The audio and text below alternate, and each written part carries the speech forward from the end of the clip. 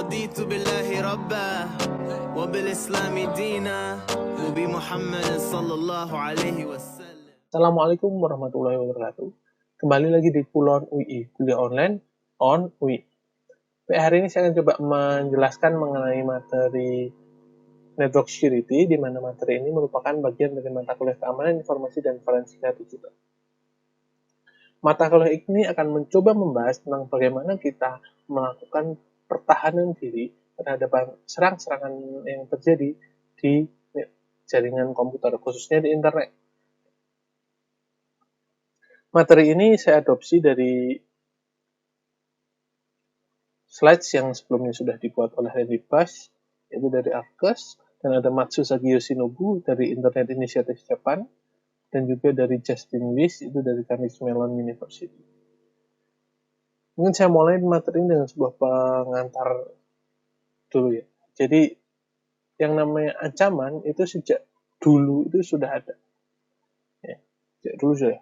Coba kita lihat tentang komik strip ini, di mana seorang barbar, ya, seorang perompak, seorang perampok, dan kawan-kawan itu sudah ada sejak lama.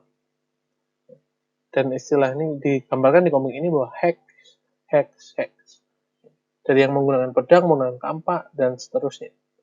Cuman ketika kemajuan teknologi berkembang, jadi sekarang mereka menghacks itu di depan komputer ya, karena sekarang perkembangan teknologi semua serba menggunakan komputer, jadi hacks-nya sekarang diarahkan ke komputer. Jadi ancaman itu muncul di komputer. Kalau kita lihat pengertian dari dictionary.com, ya, bahwa security itu merupakan sebuah kebebasan dari rasa resiko, kebebasan dari bahaya, atau bisa dikatakan itu safety, ya, keamanan. Atau juga dictionary.com mengatakan bahwa security itu merupakan kebebasan dari ketakutan, ya, atau kegelisahan, ya, atau keraguan. Artinya di situ ada rasa percaya diri. Nah, misalnya nih ada beberapa contoh ya, ketika dia mau ngomongin keamanan, ya, keamanan misal itu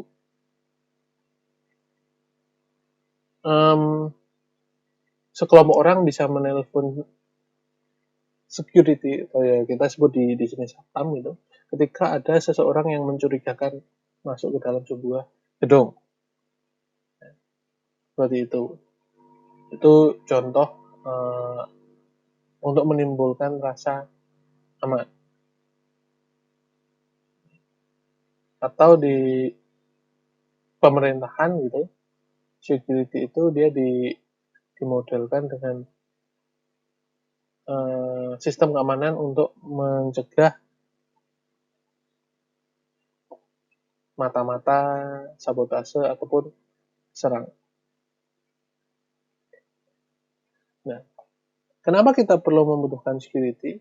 Nah, security itu untuk melindungi informasi-informasi yang vital, ya, dari orang-orang yang tidak berhak. Misalnya ada medical record, ada trade secrets, ya, rahasia dagang.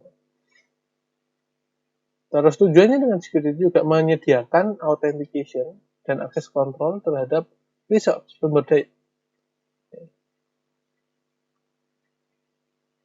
Terus berikutnya, kenapa ada security? Ada garansi terhadap ketersediaan sumber daya. Okay. Jadi kalau kita mungkin kita sedikit singkat itu jadi 3. Ya. Jadi CIA, ya. Confidentiality, integrity, dan availability. Seperti itu. Nah, siapa sih yang vulnerable terhadap serangan itu, terhadap attack atau terhadap ancaman itu? Yang pertama ada financial institution, ya, institusi finansial, bank, ISP, ya, terus ada juga perusahaan-perusahaan farmasi, pemerintah, ya, kontraktor, corporation, siapapun yang ada di jaringan itu adalah mereka rentan terhadap ancaman yang ada di internet. Jadi siapapun itu, ketika kita sendiri pun, ketika kita secara pribadi itu connect ke dalam jaringan, berarti secara tidak langsung kita juga sudah masuk ke dalam sebuah area yang rentan terhadap ancaman serangan di jaringan, seperti itu. Nah, kita coba bahas mengenai tentang aset, trade, ya. Aset dan trades. Jadi saya kasih sebuah contoh ini. Apa itu botnet? Botnet itu adalah sebuah ancaman di jaringan khususnya ya, yang berarti dia menyerang dengan melakukan infeksi terhadap komputer-komputer korban. Ini misalnya di dalam contoh ini, dalam gambar. Jadi yang pertama, attacker ini akan mengirimkan bot itu dalam bentuk namanya kuda ya, berarti Trojan ke dalam komputer-komputer korban. Ya. Bentuknya bisa macam-macam melalui crack software atau melalui software gratis, macam-macam. Nah, setelah korban itu memasang botnya atau menginstal, dia akan memerintahkan bot-bot itu untuk melakukan sesuatu. Ya, apapun itu. Ya. Oke. Nah, setelah itu, misalnya robotnya ini akan digunakan untuk melakukan pengiriman email massal itu. Nah, bisa juga, di sini ada seseorang yang coba untuk membayar terhadap si penyerang tadi untuk melakukan pengiriman email massal. Nah, di bagian sini attacker tinggal memerintahkan bot untuk melakukan pengiriman email dari robot-robot ya yang sudah memasang botnetnya tadi. Nah, ini contohnya, bot maker akan menginfeksi mesin tadi ya, serangan ini, yang mesin-mesin ini dengan malware, bisa jadi mulai phishing dan lain-lain. Dia punya command control ya, di sini. Apapun dia bisa lakukan terhadap komputer yang sudah terinfeksi dengan botnet. Ya, seperti itu. Nah, saat ini kita membicarakan koneksi internet. Ya, mungkin kita bisa ngomong 10 GB per second koneksi internet. Koneksi internet saat ini cepatnya bisa kita katakan luar biasa. Misalnya kita ambil contoh di kampus UI gitu. Kita bisa merasakan koneksi internet yang cukup kencang. YouTube tanpa buffering gitu. Ya. Terus download ini download itu dengan cepat gitu. Apalagi kalau misalnya dia share di Google Drive itu dia cepat ya untuk koneksi download. Nah, di situ ada satu aspek yang cukup harus kita perhatikan, yaitu tentang aspek keamanan. Ketika sudah ada koneksi internet cepat, apakah kita juga memperhatikan aspek keamanannya? Nah, ada dua pertanyaan. Apa itu aset dan apa itu trades? Oke, saya akan coba bahas satu persatu. Aset itu apa yang akan dilindungi. Yang dilindungi itu adalah aset. Sedangkan attacker, dari siapa aset itu dilindungi? Berarti tadi ancaman-ancaman itu attacker. Kalau attack ya teknik yang digunakan oleh attacker untuk mencoba mengambil alih aset. Nah, terus juga ada defense. Defense itu berarti perlindungan terhadap aset. Apa yang harus dilakukan terhadap aset tersebut agar tidak bisa diambil oleh attackers. Ini sedikit contoh apa yang perlu dilindungi. Ada network infrastruktur jaringan, ada service, ada application service yang di sini saya kasih catatan uang. Application service-nya itu berarti uang, ya, uangnya ada di situ. Terus ada data, ada juga user message. Terus apa itu resiko? Resiko itu berarti jika aset tadi terkena serangan, ya, itu berarti sudah menjadi sebuah resiko. Misal, ketika infrastruktur itu kena serangan DDoS, ya, otomatis infrastruktur tersebut availability-nya jadi menghilang. Ya. Okay. Ya, jadi itu risiko availability hilang mungkin akan diprotes oleh warga itu, oleh pengguna, oleh user seperti itu. Misalnya saat ini beberapa daerah mengeluarkan situs-situs untuk melakukan pemantauan terhadap virus COVID-19. Nah, beberapa setelah di launch, situs tersebut tidak bisa diakses. Nah, terus banyak yang protes, kenapa ini tidak bisa diakses? User akan protes. Nah, itu akibat dari ancaman-ancaman yang ada di internet. Ya. Tapi mungkin kalau yang di kasus-kasus seperti di websitenya COVID-19 itu, kalau menurut saya pribadi mungkin karena terlalu banyak yang akses, jadi sebenarnya itu bukan diserang, tapi karena terlalu banyak yang akses, jadi dia down gitu ya, bukan DDoS. Tapi yang jelas user merasa terganggu. Oke. Selanjutnya, siapa enemy itu? Siapa attacker tadi itu? Banyak sekali jenis-jenisnya. Kalau di sini saya coba bagi sedikitnya menjadi 3 saja. Yang pertama ada Scriptidis. Ya, Scriptidis itu berarti dia punya kemampuan yang ya kita bisa bilang itu sedikit, tapi dia bisa menimbulkan kerusakan. Ya, walaupun dia ilmu sedikit, tapi dia bisa menimbulkan kerusakan. Jadi kalau Scriptidis ini bisa digambarkan, kalau istilahnya lagi script dan kidis anak kecil. Script ya script perintah. Jadi mereka hanya mengikuti tutorial, pakai aplikasi ini, pakai aplikasi itu, dan berhasil. Oke. Yang kedua ada money makers. Ininya di sini attackernya itu dia tujuannya untuk uang, untuk cari duit. Kayak misalnya tadi yang dicontoh di botnet tadi, ya dia dibuat bot untuk cari duit. Ada orang yang order, dia bisa jalankan itu. Ya. Terus yang terakhir bisa juga dari government intelligence agencies. Itu juga hanya jadi biasanya tiap negara punya. Ya. Okay.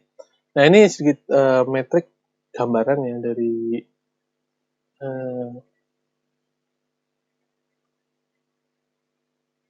enemies tadi. Ya. Kalau di yang sumbu Y-nya itu ada skill, sumbu X-nya ada degree of focus. Ketika dia punya skill yang sedikit dan degree fokusnya juga sedikit, itu dia joy hacks. Sebutnya dia joy hacks. Terus kalau dia punya degree fokusnya yang tinggi tapi skillnya juga sedikit, yaitu jadi targeted attack. Ya. Tapi kalau skillnya tinggi, degree fokusnya itu rendah terhadap serangannya tadi, dia opportunistic hacks yang money makers. Ya banyaknya ke arahnya mana.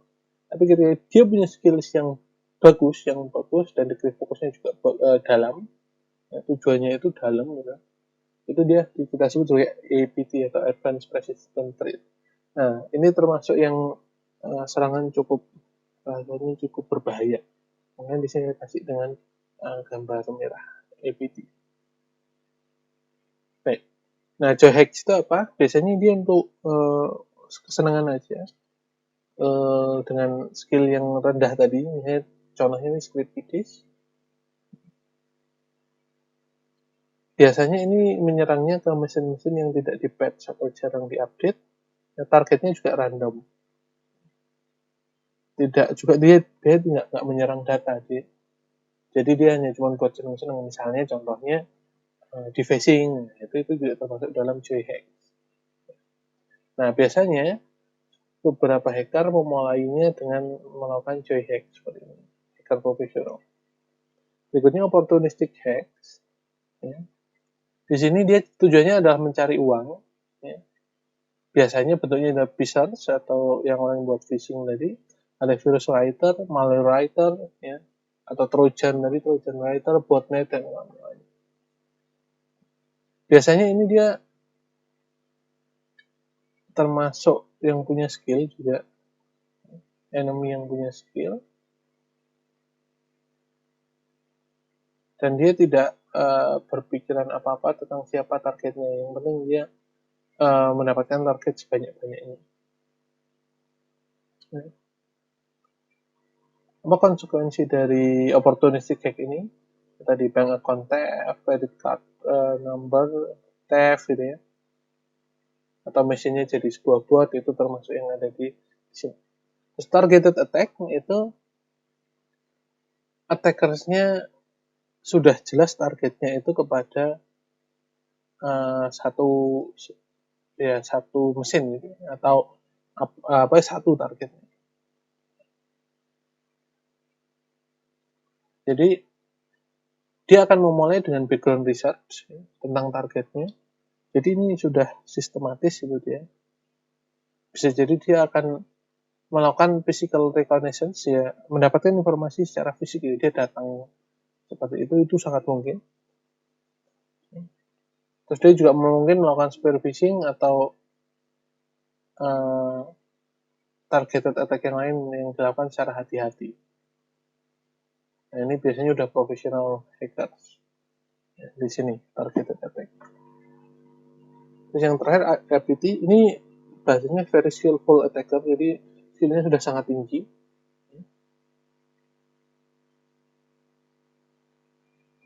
Dia bisa jadi secara pribadi, bisa juga dia kerja untuk negara, tapi nggak mesti.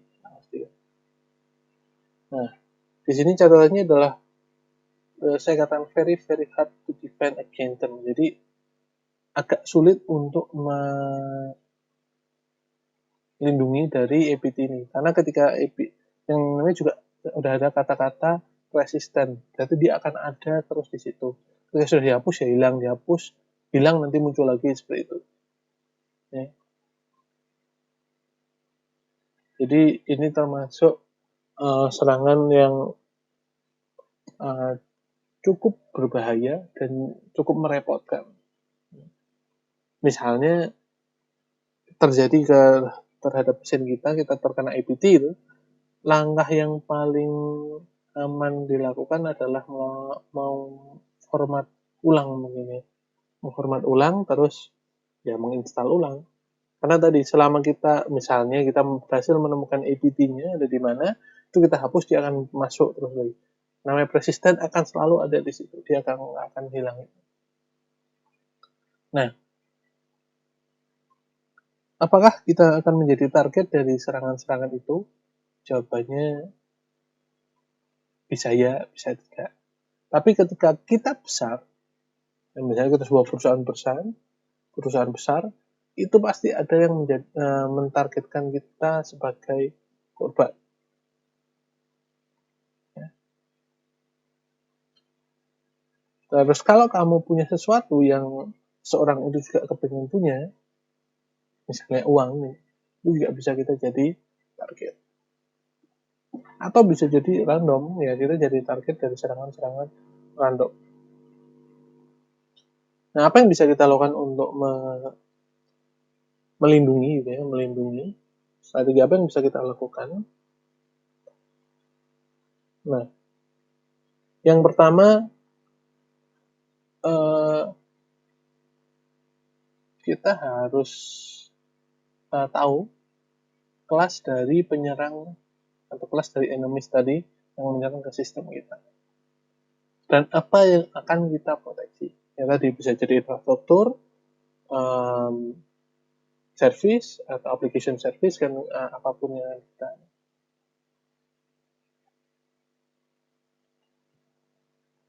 Terus kita butuh taktik juga. Ya. Yang berikutnya, biasanya kalau defense-nya kuat juga dia akan lebih mahal di harganya. Dan itu bikin nggak nyaman. Kalau mau kita ngomong sesuatu yang aman, biasanya akan tidak nyaman. Tapi sesuatu yang nyaman biasanya juga tidak aman. Oke. Nah, kita juga harus menggunakan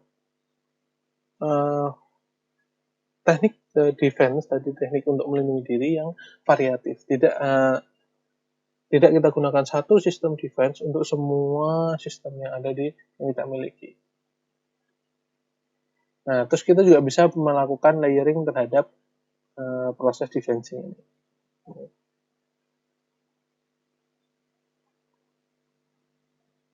Oke.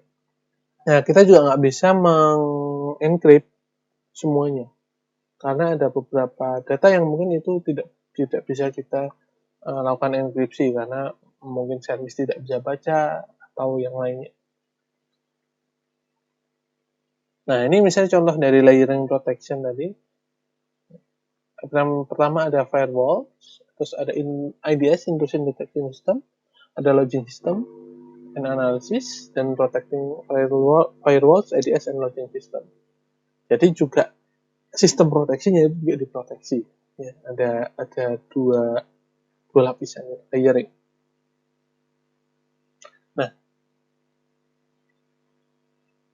Nah, dari sistem proteksi tadi, otomatis kita menggunakan software. Nah, di sini berdasarkan data DoD,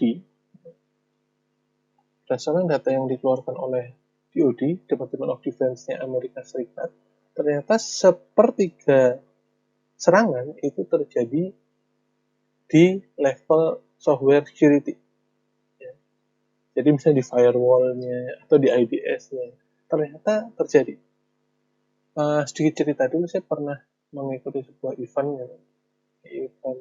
defense, cyber defense, ya, dimana di dalamnya kita set up sistem, set up IDS untuk nanti melakukan attack and defense. Nah, pas di sana ternyata vulnerability-nya server kita belum mendapat serangan dan langsung ya ini kita tidak berhasil melindungi diri.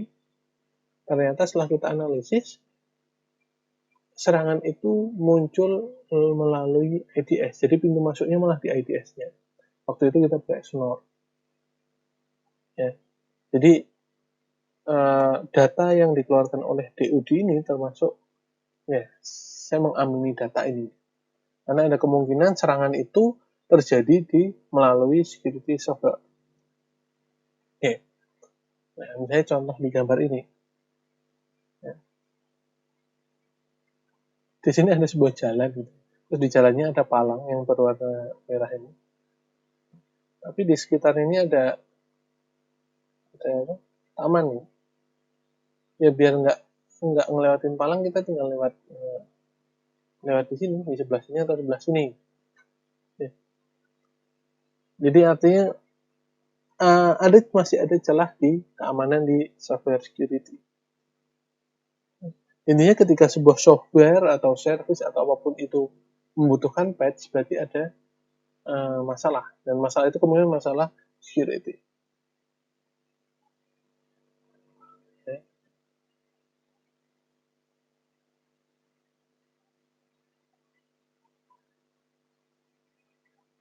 Nah, ini ada satu kutipan yang disampaikan oleh Gary McGraw. Jadi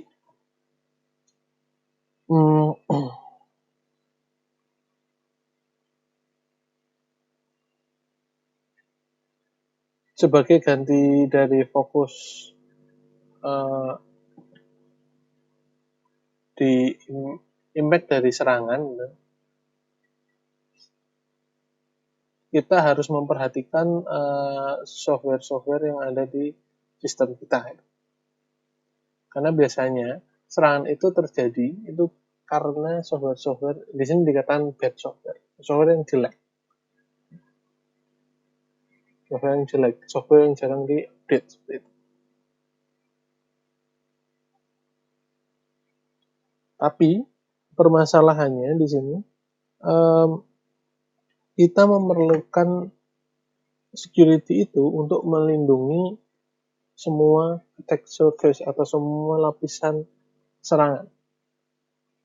Jadi ketika kita sudah masuk ke dunia internet, berarti kita akan menerima serangan dari manapun itu. Apa yang perlu kita lindungi? Yang pertama ada router, switch, atau elemen-elemen network yang lain. Atau bisa DNS, DHCP, LDAP, Microsoft Staff, dan lain-lain. Itu yang harus kita lindungi. Ya. Links. Di links itu ancaman yang paling utama itu wiretapping, sniffing. Nah, tapi ini bisa kita defeat, ya bisa kita lindungi lah dengan menggunakan teknik enkripsi. Tapi pertanyaannya, apa semua orang pakai itu? Misalnya kemarin teman-teman sudah coba praktek menggunakan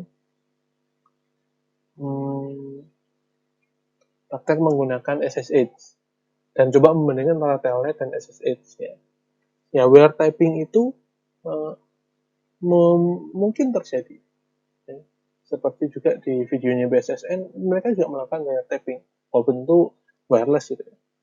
Cuman itu ancaman yang paling mungkin, saya bilang mungkin sering terjadi di jaringan internet, apalagi di jaringan publik. Kita nggak pernah tahu orang siapa yang terkoneksi dengan jaringan publik, siapa saja, dengan siapa saja, mereka background-nya apa, kita nggak pernah tahu. Jadi itu merupakan salah satu serangan yang mungkin terjadi di jaringan link terutama di publik.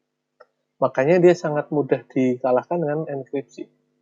Enkripsi ya udah, dia nggak bisa baca.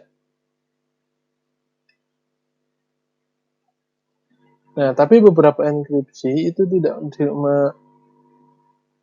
tidak melindungi ya, terhadap proses traffic analysis atau paket analisis. Misalnya beberapa teknik enkripsi itu sudah bisa di-code lah, bisa di-code. Misalnya kita menggunakan tools Wireshark, dia beberapa protokol yang dianggap itu sebagai enkripsi itu bisa di-decode oleh Wireshark. Nah, itu bisa juga kita menggunakan link layer encryption ya, untuk traffic analysis, untuk melindungi dari proses traffic analysis. Okay. Nah, umumnya teknologi enkripsi itu bagus, baik, dan tidak rusak. Ya. Jadi apalagi kalau kita bisa menemukan teknik enkripsi itu menemukan teknik enkripsi sendiri, bukan menggunakan apa yang sudah ada di sebelumnya. Nah, kelemahan dari operation security ya, itu dalam menggunakan teknik enkripsi adalah melakukan key management atau manajemen kuncinya, atau menggunakan key yang dia itu lemah, atau menggunakan kriptografi teknik kripto itu yang antik ya. Nah, itu juga kelemahan dari operation security dalam sebuah organisasi biasanya. Key management ini penting karena tidak semua organisasi itu melakukan key management dengan baik, penyimpanan key ya, atau dia menggunakan key yang lemah, karena yang kita tahu sekarang di internet itu banyak sekali juga dictionary untuk tadi mendekode kripto ini berdasarkan key yang sudah ditebak sebelumnya, atau malah menggunakan clear text untuk mengirimkan pesan gitu misalnya. Ya. Termasuk di pertemuan sebelumnya saya juga membahas teknik-teknik attack yang bisa dilakukan terhadap kriptografi seperti ini. Nah, berikutnya traffic analysis. Traffic analysis adalah cara gimana kita membaca sebuah traffic jaringan yang lewat data-data yang lewat di jaringan, sehingga itu menjadi sebuah informasi yang bernilai. Nah, di situ kita bisa mendapatkan informasi apapun. Misalnya, contoh di video yang dikeluarkan oleh BSSN itu, ketika seseorang connect ke WiFi publik, terus dia dilakukan wiretapping, dilakukan traffic analysis, dia bisa mengetahui apa yang dilakukan oleh user tersebut. Nah, untuk mengatasi itu semua, ya, yang bisa kita lakukan adalah menggunakan VPN, salah satunya.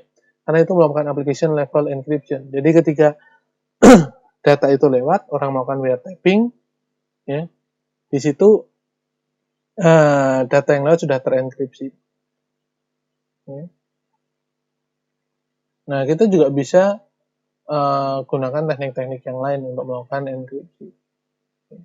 Ketika kita sudah menggunakan enkripsi seperti ini, ketika ada yang wiretapping, kita sudah bisa tenang lah jika ada orang yang melakukan traffic analysis, sehingga data yang kita miliki itu yang lewat sudah terenkripsi.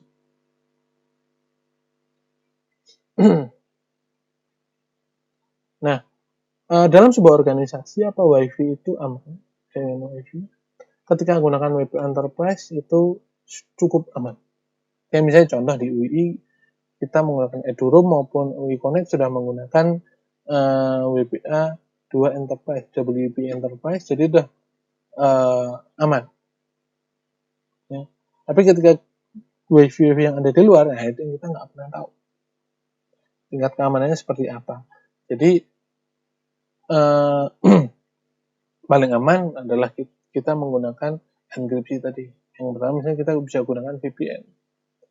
Ya, paling aman kita gunakan VPN yang sudah disediakan oleh organisasi di mana kita ada. Misalnya di UI, kita bisa gunakan VPN UI. Jadi ada dua fungsi. Yang pertama VPN bisa untuk agar kita bisa masuk di dalam jaringan UI, atau yang kedua untuk melakukan kripto, mengamankan data.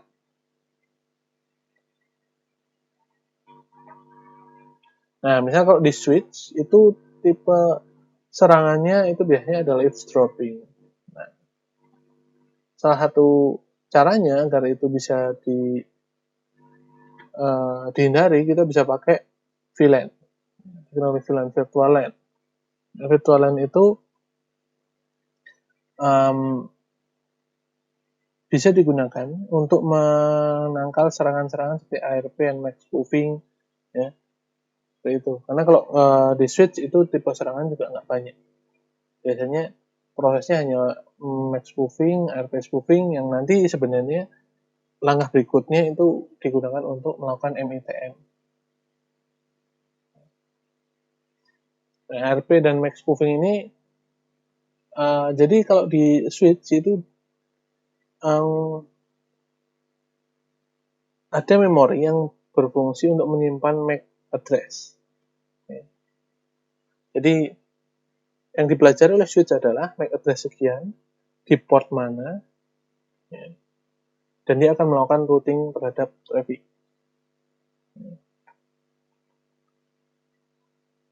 Nah, di ARP spoofing atau MAC spoofing dia coba untuk membelokkan traffic tersebut.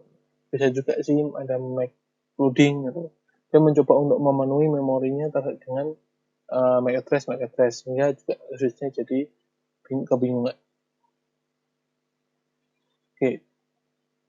Nah, cara mendefense juga kalau di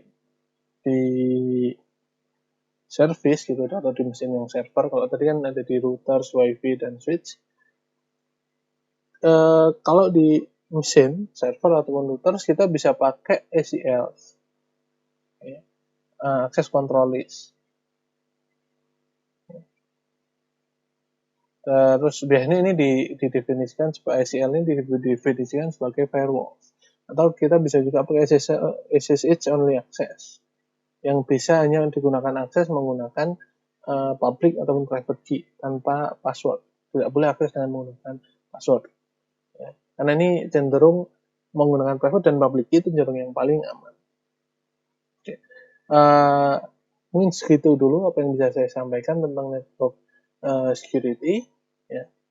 Mungkin semoga bisa bermanfaat buat teman-teman sekalian.